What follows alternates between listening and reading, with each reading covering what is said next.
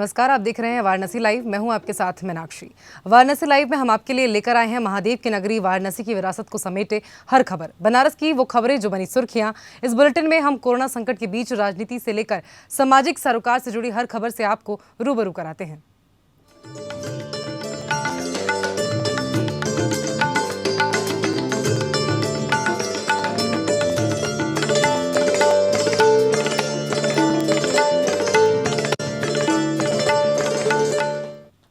बीते 17 मार्च को Lanka petrol pump के सामने मुकेश मौर्य नामक एक युवक के लापता होने पर युवक के परिवार वालों ने उसकी गुमशुदगी की रिपोर्ट लंका थाने में लिखवाई थी। लेकिन बेटे के लापता होने के 5 महीने बाद भी उसका कोई पता नहीं लगने पर गुमशुदा युवक के पिता प्रेमचंद्र मौर्य आहत और नाराज होकर मंगलवार को जिला मुख्यालय पर गए। वहीं धरने पर बैठे पुलिस प्रशासन को जब प्रेमचंद्र मौर्य के धरना देने आने की सूचना मिली तो उन्हें मुख्यालय पर ही रोक दिया गया, जिसके बाद उन्हें उनके अन्य साथियों को कचहरी पुलिस चौकी ले जाकर बिठा दिया गया। कुछ देर बाद जिला अधिकारियों भेलूपुर अमेंद्र सिंह बघेल से बातचीत के बाद प्रेमचंद्र मौर्य को आश्वासन मिला कि आपके लड़के का पता जल्द से जल्द पुलिस लगा लेगी और मामले की जांच कर रही है। जिसके बाद प्रेमचंद्र और उनके परिवार वाले शांत हुए और उनके घर भेज दिया गया। वहीं लापता युवक के पिता प्रेमचंद्र का आरोप है कि उनके लड़के का अपहरण हुआ है। उन्होंने बताया कि उनका बेटा मुकेश मौर्य 17 मार्च को रात में माल लदवाकर लंका पेट्रोल पंप के सामने एक रोल कॉर्नर पर गया था। उसके बाद से लड़का लापता हो गया।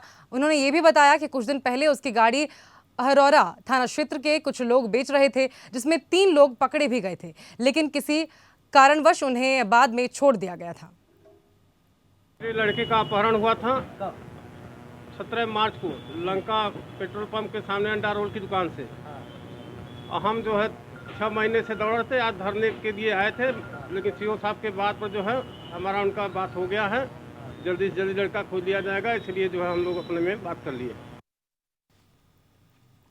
वहीं भेलपुर स्थित नगरिया विद्युत वितरण खंड चतुर्थ के कार्यालय में कुछ विद्युत कर्मियों द्वारा जबरन घुसकर अधिवासी अभियंता के साथ मारपीट किए जाने के विरोध में विद्युत कर्मियों ने अपने सीनियर अधिकारी को पत्र सौंपा है। सिगरा स्थित विद्युत अधीक्षण अभियंता को पत्र देने पहुंचे हाइड्रो इलेक्ट्रिक एम्प्लॉयंस यूनियन के लोगों ने इस संदर्भ में बताया कि बीते 14 अगस्त को दोपहर विद्युत मजदूर संगठन से जुड़े सैकड़ों की संख्या में कर्मचारी भेलूपुरा स्थित विद्युत वितरण खंड चतुर्थी के कार्यालय में सोशल डिस्टेंसिंग की धज्जियां उड़ाते हुए तथा नारेबाजी करते हुए घुसे और अधिशासी अभियंता चंद्रेश उपाध्याय के ऊपर जानलेवा हमला करने की कोशिश भी की। वहीं इस दौरान कार्यालय में मौजूद अन्य कर्मचारियों ने किसी तरह चंद्रेश उपाध्याय को बचाया और पुलिस कंट्रोल रूम में फोन किया। पुलिस के आने से पूर्व दूसरे गुट के लोग भाग निकले। वहीं हाइड्रोक्लोरिकेट यूनियन के सदस्यों ने इस मुद्दे पर बैठकर करने की बात की। वहीं अधीक्षक अभियंता को पत्र देकर उचित कार्रवाई की जाने की मांग भी की गई है।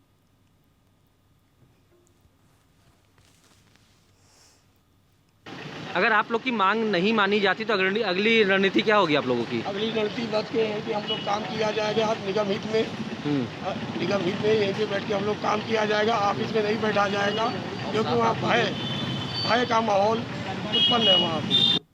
वहीं विश्व पटल पर अपनी पहचान रखने वाली बनारसी साड़ी की बुनकरी अब लुप्त होती नजर आ रही है। एक तो कोरोना महामारी का असर बुनकरी पर पड़ा, तो वहीं दूसरी ओर सरकार द्वारा बुनकरों के पावर लूम की विद्युत सब्सिडी भी समाप्त की जाने से बुनकरों पर दोहरी मार पड़ी है। ऐसे में बुनकरों को अपना मशीन कबाड़ के भाव बेचने पर मजबूर होना पड़ रहा है। वहीं बुनकरों पर कोरोना की मार ऐसी पड़ी है कि कई बुनकर इन दिनों ठेले पर सब्जी बेचते नजर आ रहे हैं। बेरोजगारी और परिवार चलाने के लिए अब बुनकरों को सब्जी का ठेला लगाना पड़ रहा है।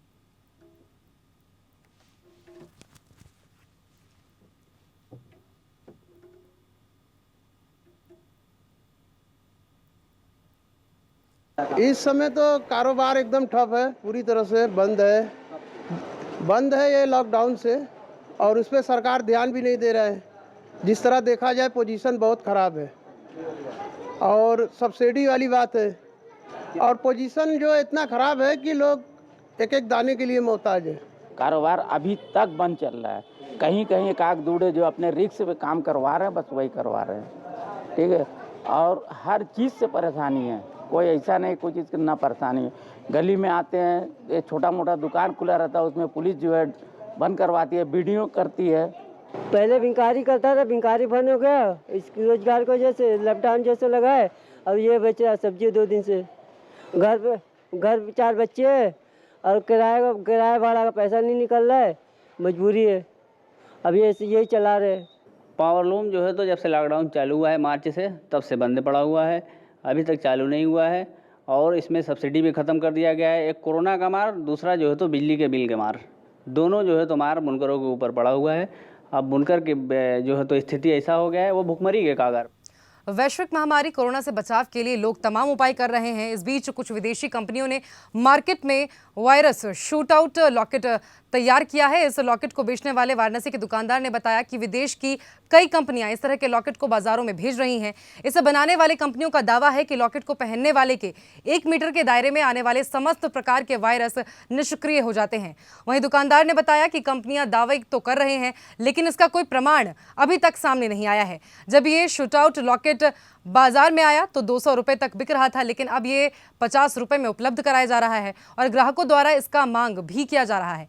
वहीं इस वायरस शूटआउट लॉकेट को वाराणसी जनपद के जिलाधिकारी कौशल राज शर्मा ने भी पहना हुआ है। इस लॉकेट के विषय में जिलाधिकारी ने बताया कि ये वायरस शूटआउट लॉकेट कितना कारगर है ये प्रमाणित तो नहीं है, फिर भी एहतियातन इसे पहना जा सकता है। वहीं लॉकेट बाजार में आने के बाद इसकी ब्लैक मार्केटिंग ना हो, इसकी सख्त हिदायत दुकानदारों को दे दी गई है। उन्होंने कहा कि ग्राहक इसे MRP पर ही खरीदें, साथ ही संभव हो तो दुकानदार इसकी बिक्री के दामों में कुछ छूट भी उपलब्ध करा सकती है।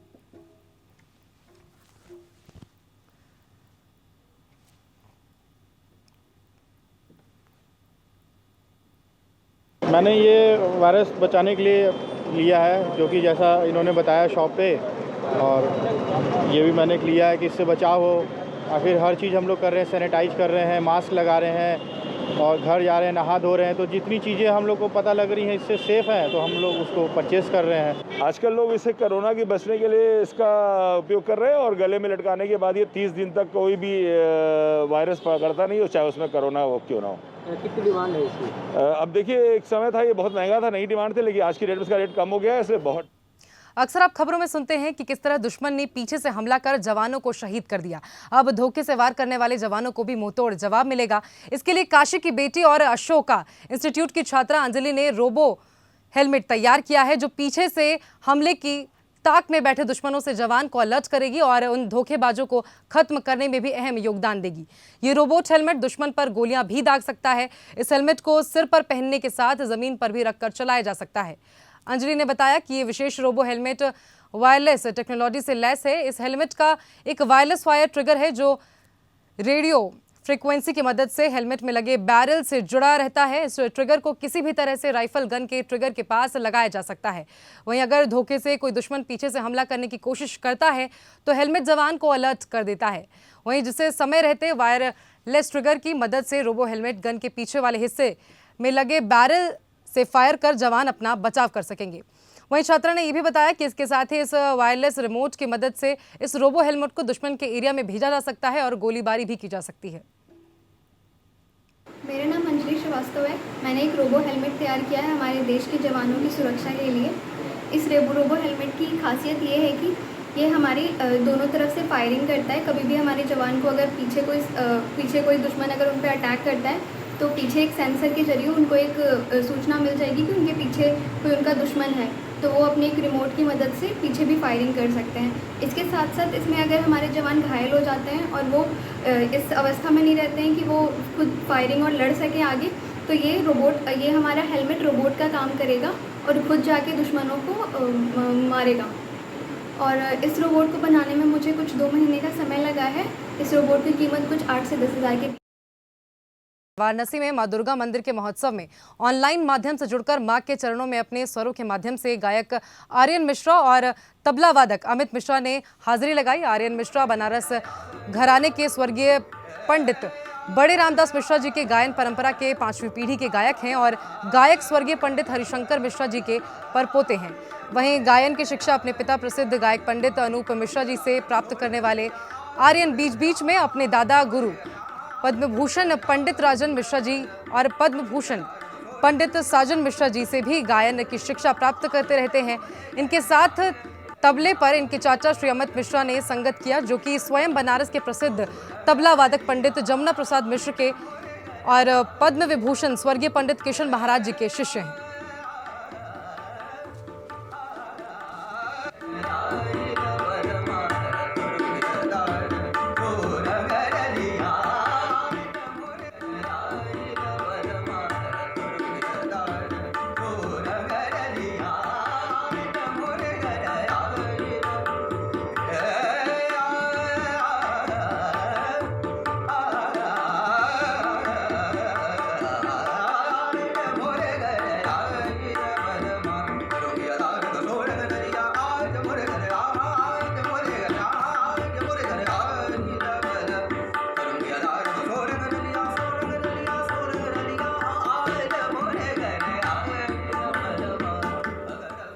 वहीं वाराणसी में गंगा के जलस्तर में लगातार हो रही वृद्धि के कारण कुछ घाटों का एक दूसरे से संपर्क कट गया है।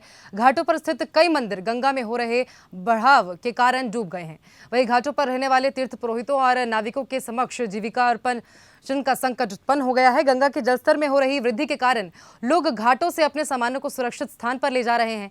वहीं इस दौरान एक तीर्थ पुरोहित ने बताया कि इस समय 20 से 25 फीट गंगा जी का जलस्तर बढ़ गया है, जिससे गंगा किनारे छोटे छोटे मंदिर गंगा में समाहित हो गए हैं, जिसके कारण व्यक्ति हर घाट पर नहीं जा सकता है। वहीं गंगा का जलस्तर बढ़ जाने के कारण जो श्रद्धालु घाट पर नीचे उतरकर स्नान करते थे वो अब स्नान नहीं कर पा रहे हैं।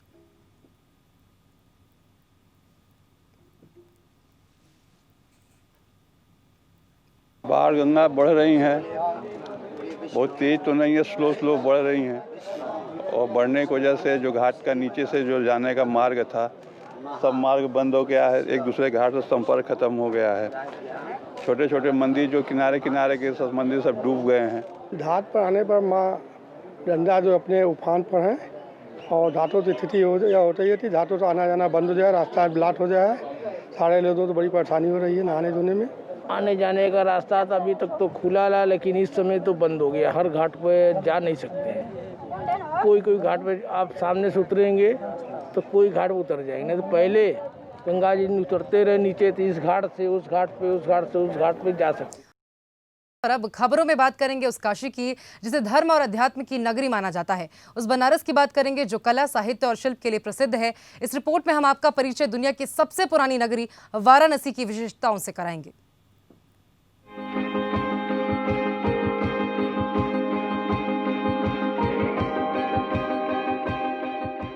हिंदू धर्म, संस्कृति और सभ्यता के केंद्र के रूप में काशी यानी वाराणसी का विशेष महत्व है। बनारस के कई विशेषताएं इसे भारत की सांस्कृतिक राजधानी बनाती हैं। पौराणिक कथाओं में अलग अलग नामों से प्रसिद्ध काशी विश्व की प्राचीनतम नगरी है।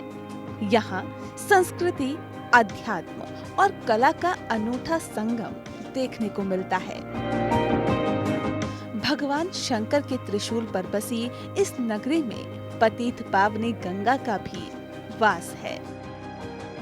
यही तमाम विशेषताएं इसके सबसे पुराना जीवित शहर होने को महत्व प्रदान करती है। वाराणसी कई धर्म, स्थान और पूजा पद्धतियों के कारण महत्वपूर्ण है।